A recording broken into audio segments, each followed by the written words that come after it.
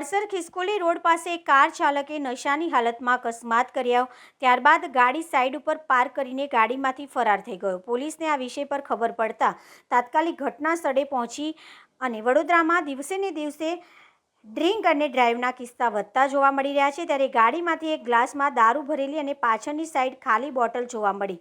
ચોક્કસ રીતે ડ્રાઈવર નશાની હાલતમાં જ હોય અને ત્યારબાદ ગાડીને અકસ્માત કરી ફરાર થયો, જેથી વડોદરા પોલીસ હવે તેની શોધખોળ કરવા માટે કામગીરી આગળ હાથ ધરવામાં આવી છે। સવાલ એ ઊભા થાય છે કે હવે વડોદરા પોલીસને દિવસમાં પણ ગાડીઓની ચેકિંગ હાથ કરવી પડશે, કેમ કે દિવસમાં પણ હવે દારૂ પીને ગાડી ચલાવીને અન્ય લોકોના જીવ જોખમમાં મૂકતા લોકો દેખાઈ આવ્યા છે।